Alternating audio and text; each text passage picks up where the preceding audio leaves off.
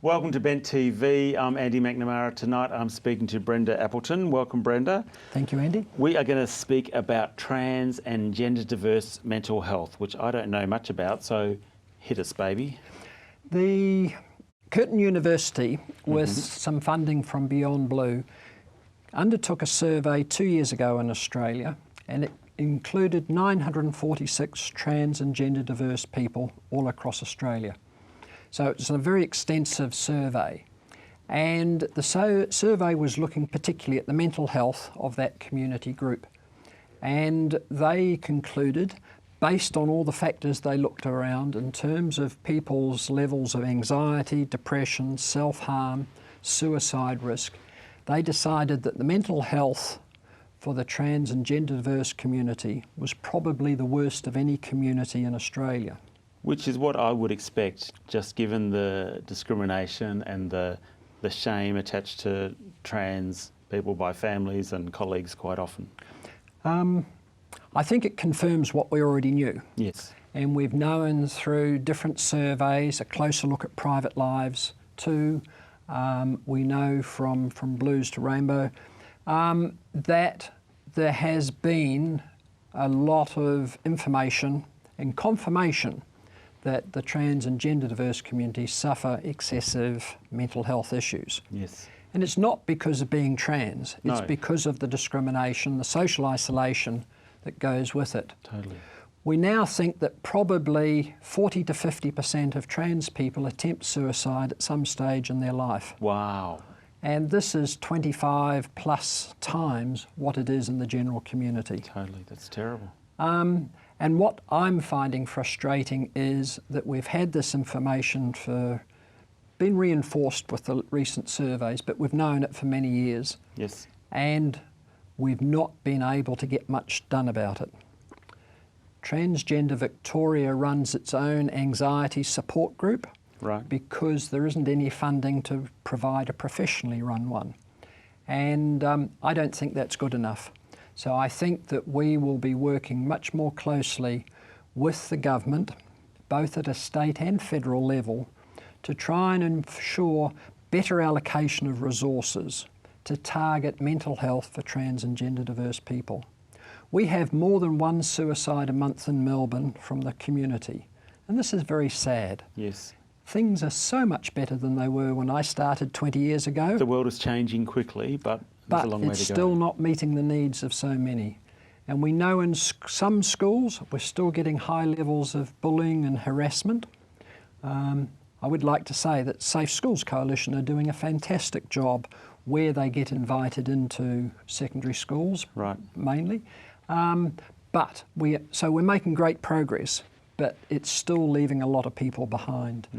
And I think in today's world, for us to know and have known for some time that trans and gender diverse suffer worse mental health and still not to be doing something about it, I think is very sad.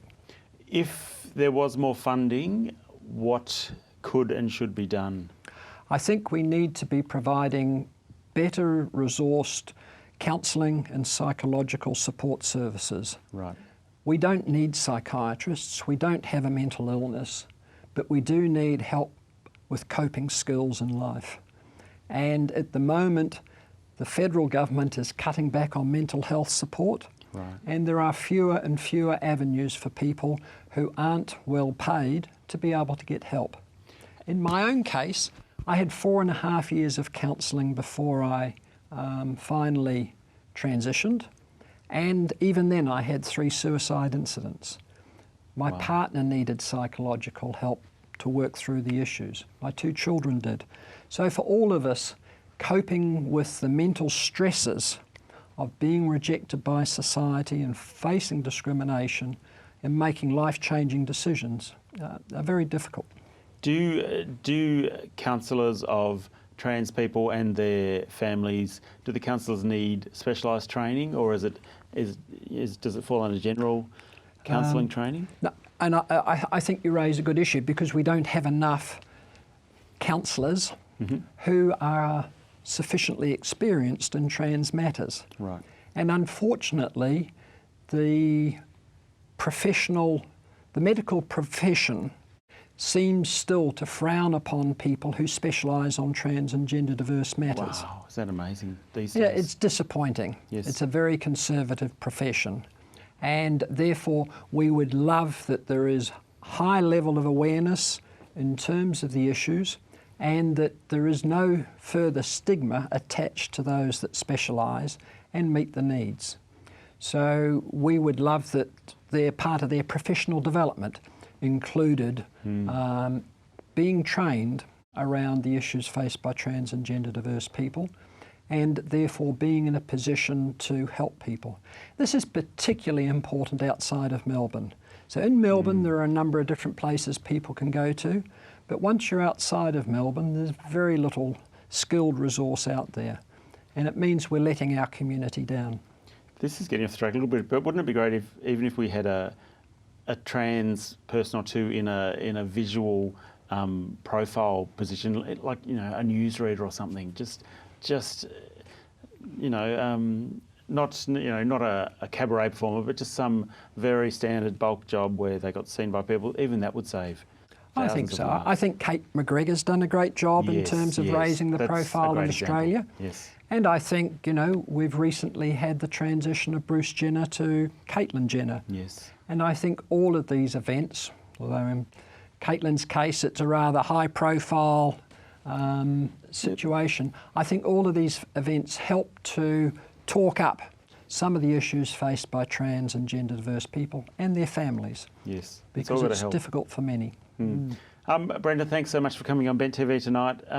You educate us and intrigue us and help us as always. Thanks so much. Thank you, I've enjoyed it. See you next time. You've been watching Bent TV.